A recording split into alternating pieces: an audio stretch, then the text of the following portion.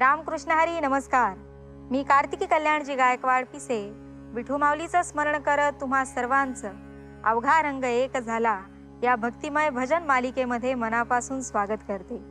माऊली, प्रयत्न अशी गोष्ट आहे ज्यावर आपल्या जीवनाचा सार कोरलेला आहे.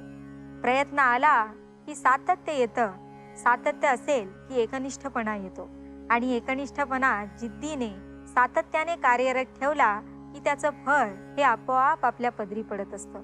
प्रामाणिकपणाने केलेल्या कर्माचे फळ कायमच अनोखे असते. त्यासाठी आपले ध्येय आणि त्यासाठी केलेली प्रामाणिक वाटचाल हे आपलं फळ ठरवतात. चला तर मग आजच्या निरूपणाला सुरुवात करूया आणि हरिनामामध्ये तल्लीन होऊया. रामकृष्ण हरी. आपण सर्व देवाची अंश आहोत. ममय वंशो जीवलोके जीवभूत सनातना मनषष्टानी इंद्रियाणी प्रकृतीस्थानी कर्षती. आपल्या माऊलींच्या भाषेत सांगायचं झालं तर तैसा हृदयामध्ये मी रामू असं त्या सर्व सुखाचा आराम. आपल्या सगळ्यांच्या हृदयामध्ये राम म्हणजेच परमात्मा आहे. कबीरदास वर्णन करतात की राम राम हर कोई कहे दशरथ कहे ना कोई.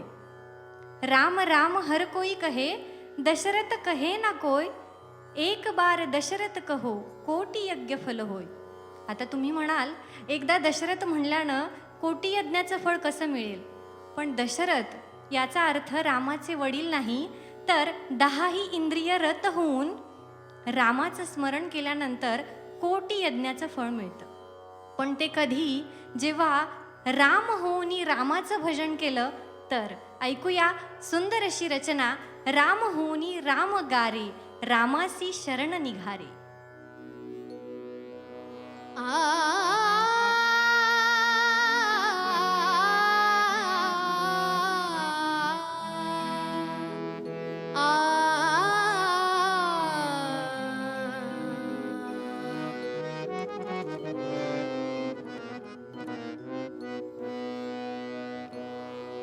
राम होने राम गारे राम होने राम गारे रामासी रामासी रामासी शरणा निघारे. राम होने राम गारे राम होने राम गारे.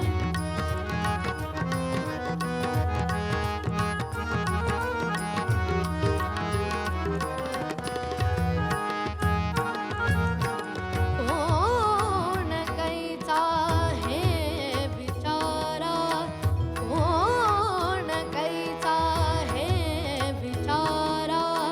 नका कर्म करू व्यभिचारा नका कर्म करू व्यभिचारा.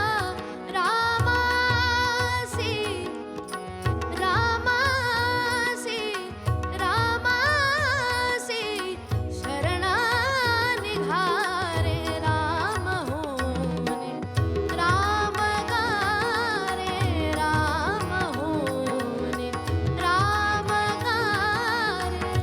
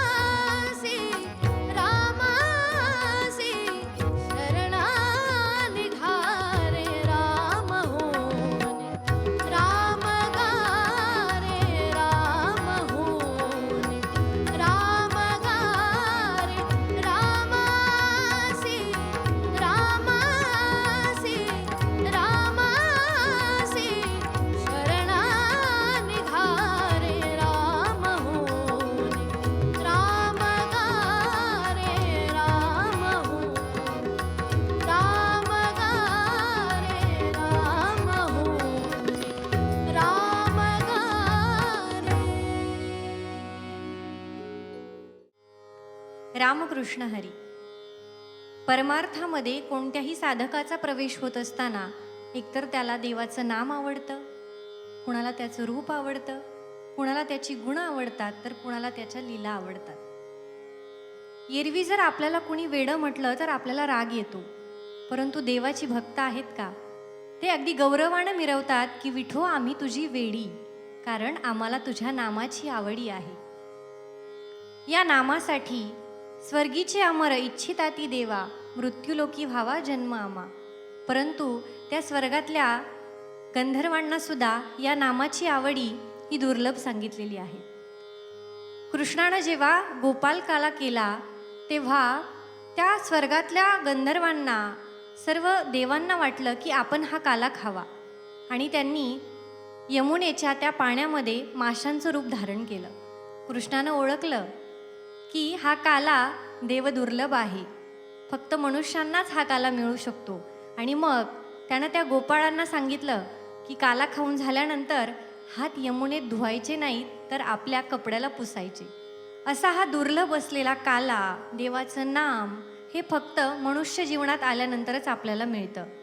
म्हणून तुकोबाराय गौरवानं सांगतात की तुझ्या नामाची आवडी, विठो आम्ही तुझी वेडी. ऐकूया सुंदर अशी एक रचना.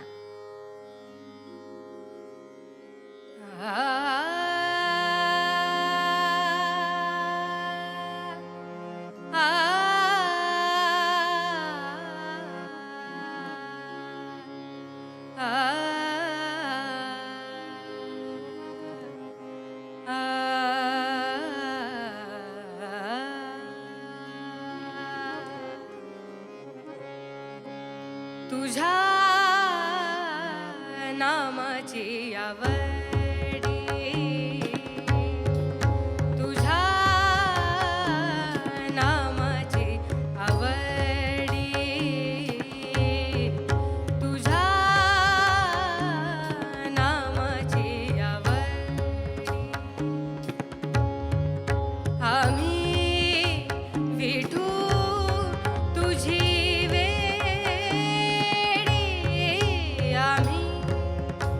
विठू तुझी वेडी,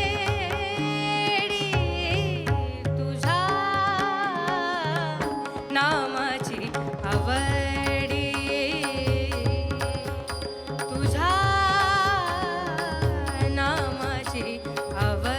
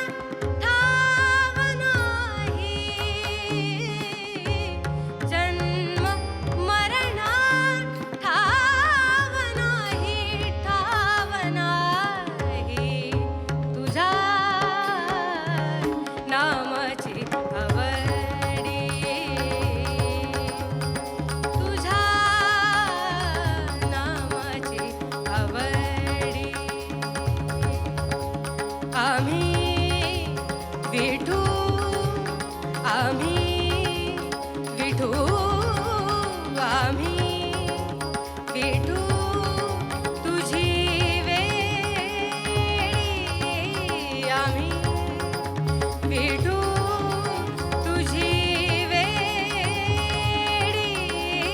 तुझ्या नामाची आवडी तुझ्या नामाची आवडी नामाची आवडी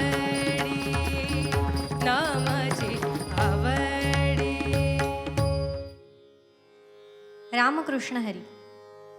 संत ज्ञानेश्वर महाराज, निवृत्तीदादा, सोपान काका आणि मुक्ताई या चौघांनाही झोपेतून उठल्यानंतर कळालं की आपले आईवडील राहिलेले नाही आहेत. किती मोठं दुःख असेल, किती यातना असतील. एके दिवशी निवृत्तीदादा, ज्ञानदादा भिक्षा मागण्यासाठी गावात गेले. घरी लहान सोपाणा आणि मुक्ताई त्यांची वाट बघत बसले होते. लहानशा सोपाणाला भूक लागली, पण निवृत्तीदादा, ज्ञानदादा काही येईच ना. त्या मुक्ताईनं आईच्या भूमिकेतून सोपाणाला समजवायचं, सोपाना थोड्या वेळ थांब बरं, आत्ता ज्ञानदादा येईल, आत्ता निवृत्तीदादा येईल. आणि ज्ञानेश्वर महाराज त्या ब्राह्मणाच्या घरी भिक्षा मागायला गेले. त्या ब्राह्मणाने जेव्हा ज्ञानेश्वर महाराजांना बघितलं, तळपयाची आग मस्तकाला गेली. संन्याशाचं पोर, संन्याशाच्या पोराने माझं घर बाटवलं म्हणून नको नको ते शब्द बोलले. माऊली शांतपणे विचारते की आम्ही संन्याशाच्या पोटी जन्माला आलो, यात आमची चुकी काय झाली? त्यावर तो ब्राह्मण सांगतो की एकतर संन्याशाच्या पोराने जन्मालाच येऊ नये आणि आलं तरी त्या क्षणी मरून जावं. हे शब्द माझ्या माऊलींच्या मनावर अतिशय वेदना देणारे होते. माऊली तिथून निघाले. हृदय भाजलं होतं. प्रचंड ऊन आणि उन्हामध्ये पाय भाजतायत याची सुद्धा जाणीव नाही. कारण शरीराच्या वेदनेपुढे हृदयाच्या वेदना ह्या जास्त मोठ्या असतात. आणि घरी मुक्ताई त्या सोपाणाला समजावते, आत्ता ज्ञानदादा येईल. पण सोपाणा म्हणतो, अगं मुक्ते, मला भूक लागली. मग मुक्ताईनं काय केलं, छोटासा भातुकलीचा खेळ मांडला आणि सोपानाला म्हणते की आता यामध्ये काय शिजायला टाकायचं सांग. सोपाना म्हणतो, मला खूप भूक लागलेली आहे. मग मुक्ती म्हणते, म्हणजेच मुक्ताई आईसाहेब म्हणतात की तुला खूप भूक लागली आहे, तर आपण काय करू, तुझी भूकच याच्यात शिजायला टाकू. काय सुंदर कल्पना आहे. आणि मुक्ताई म्हणते की एकदा का ही भूक शिजली की आपल्याला खायला मिळालेला कोंडासुद्धा मांड्यासारखा चविष्ट लागतो. पिठामध्ये कालवून मिळालेलं पाणी सुद्धा अमृतापेक्षा गोड वाटतं. या चौघांनाही एवढा प्रचंड त्रास झाला आणि त्या त्रासानंतरच माऊलींना साधकांचा मायबाप दरुषणे हरिताप असं म्हणतो. माऊली फक्त माऊली राहिली नाही तर विश्व माऊली झाली. म्हणून नामदेवराय वर्णन करतात की माऊलींनी रचलेली ज्ञानेश्वरी हा ग्रंथ या जगामध्ये श्रेष्ठ ठरला. म्हणून नामा म्हणे ग्रंथ श्रेष्ठ ज्ञानदेवी, एकतरी ओवी अनुभवावी.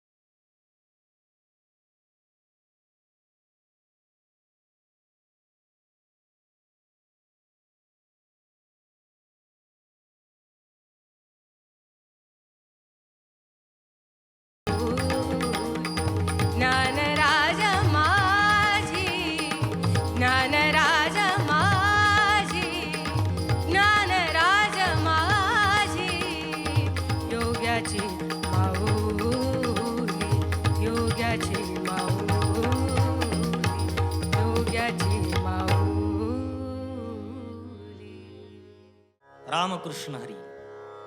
हा जन्म कसा जगण्याचा जहरीला, हा जन्म कसा जगण्याचा जहरीला, पेरीत जातो विष कुण्या गावाला. हा नात्यांचा जळून गेला मुलूक सारा, आणि मी म्हणावे मैत्री तुझ्या नावाला.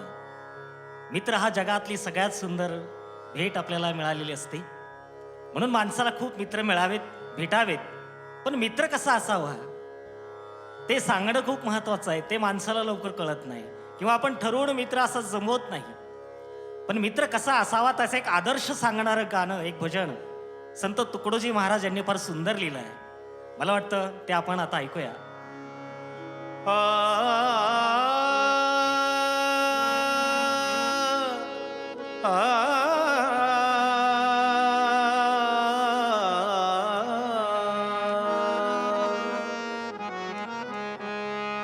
जो सत्याविण शब्द न बोले, जो सत्याविण शब्द न बोले, सहजची कोणाशी मित्रा, कर मैत्री त्याची मित्रा, कर मैत्री त्याची. जो सत्याविण शब्द न बोले, जो सत्याविण शब्द न बोले, सहजची कोणाशी मित्रा, कर मैत्री त्याची मित्रा, कर मैत्री त्याची.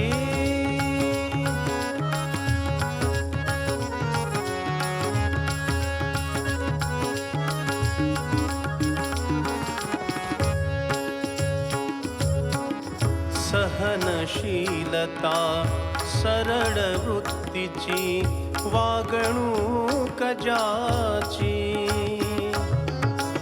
सहनशीलता सरळ वृत्तीची, वागणूक ज्याची. अपुले दुःख नवदे कुणाला, अपुले दुःख नवदे कुणाला, चिंता इतरांची मित्रा, कर मैत्री त्याची मित्रा, कर मैत्री त्याची.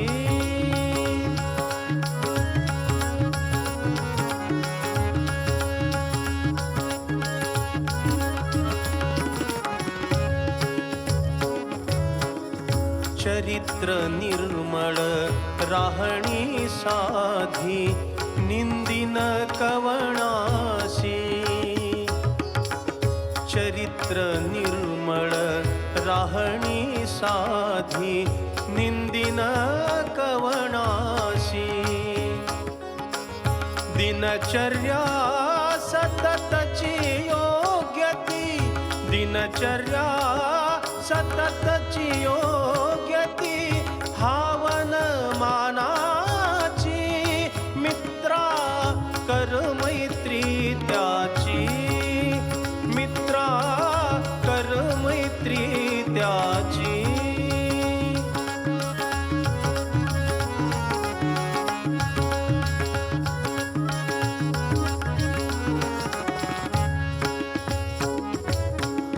हीन दिनांची प्रगती करण्या कमाल निष्ठेची.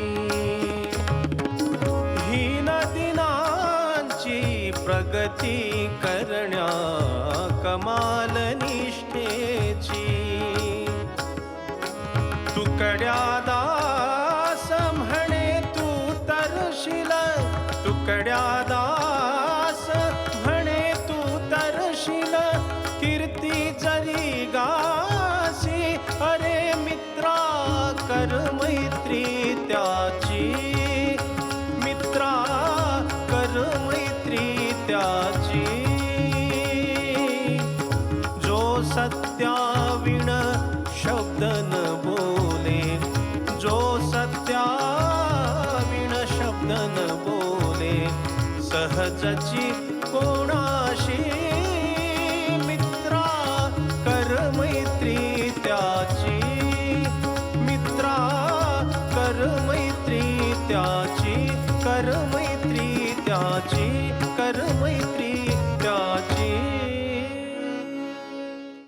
रामकृष्ण हरी.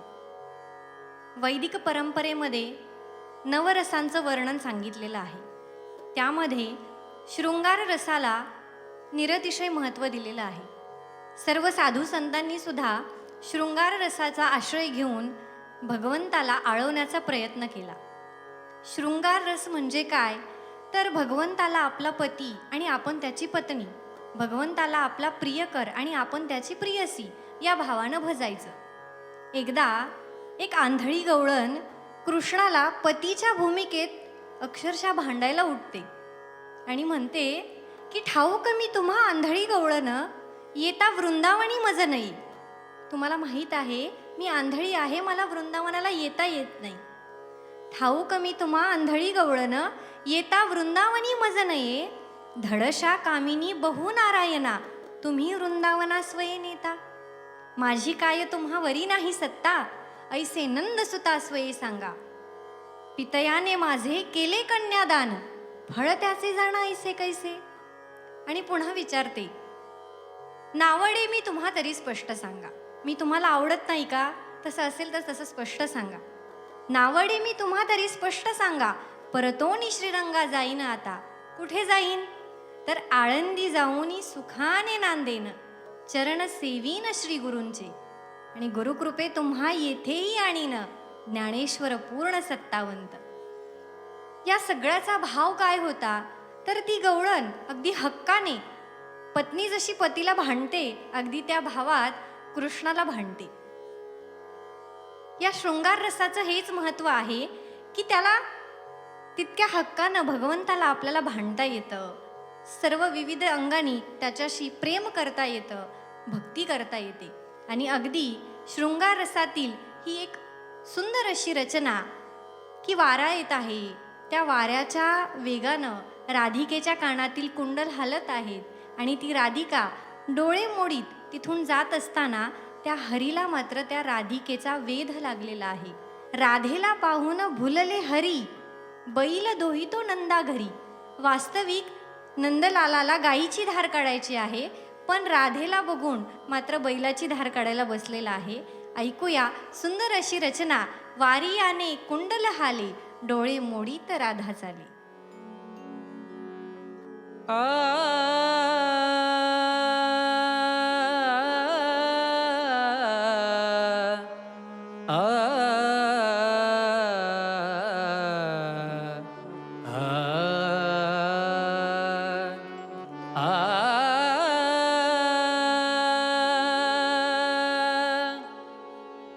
वारियाने वारियाने वारियाने कुंडल हाले डोळे मोडीत राधा चाले. डोळे मोडीत राधा चाले. डोळे मोडीत राधा चाले.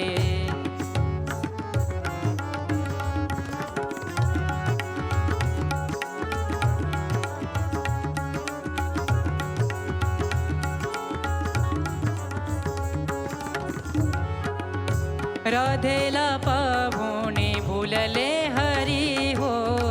राधेला पाहुणे भुलले हरी. बैल दोही तो नंदा घरी. बैल दोही तो नंदा घरी. बैल दोही तो नंदा घरी. बैल दोही तो नंदा घरी. वारियाने कुंडल हाले डोळे मोडीत राधा चाले. डोळे मोडीत राधा चाले. डोळे मोडीत राधा चाले.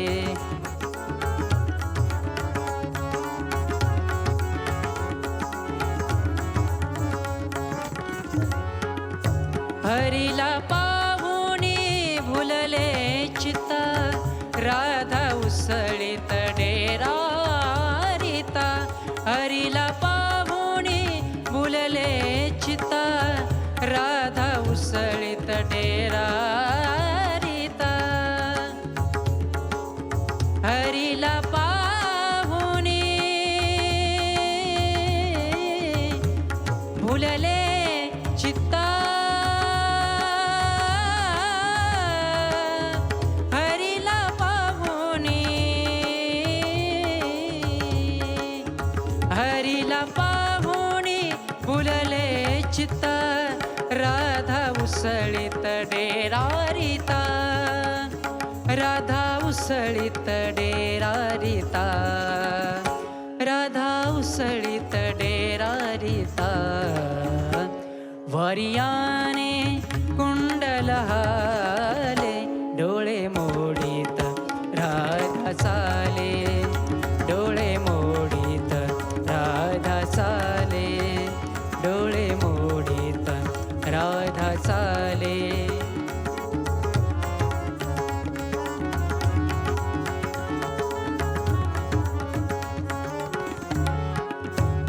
मन मेरा लेसे मना मन मेरा लेसे मना भुलले का जनार्दना भुलले का जनार्दना भुलले का जनार्दना भुलले का जनार्दना वरियाने वरियाने वरियाने कुंडल हाले डोळे मोडीत राधा चाले डोळे मोडीत राधा चाले राधा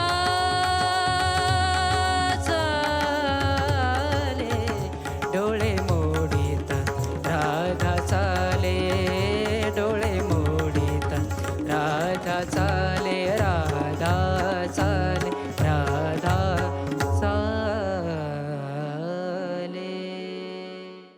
रामकृष्ण हरी. भागवत धर्मामध्ये भगवान विष्णू, भगवान ब्रह्मदेव आणि भगवान महादेव असे 3 देव सांगितले जातात. यातील सगळ्यात भोळं दैवत म्हणजे भगवान महादेवांकडे पाहिलं जातं.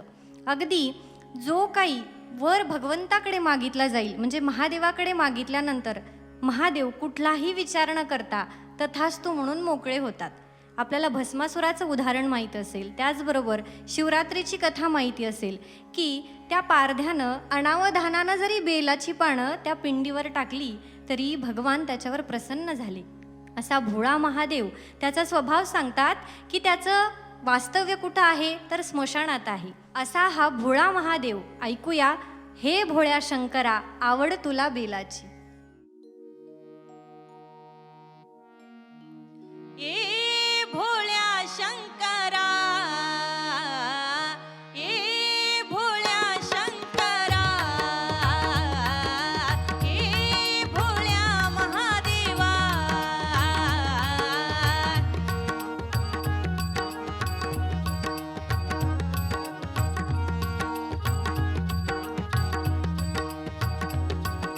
आ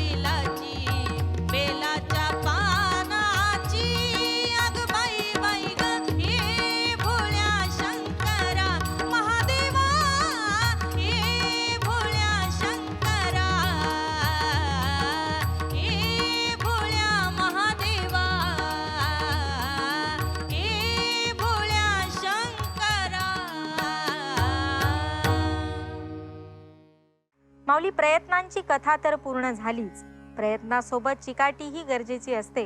प्रयत्नांची परमेश्वर हा सुविचार आपण रोज ऐकत असतो. त्याचाच अवलंब या आयुष्यात, या जीवनात सार्थ करूयात आणि स्वप्नांची उंच उंच शिखरे गाठूयात. आज इथेच थांबूया. उद्या पुन्हा भेटूया तुमच्या आवडत्या कार्यक्रमात, ज्याचं नाव आहे अवघा रंग एक झाला. उद्या सकाळी 7 वाजता फक्त आपल्या लाडक्या झी मराठीवर.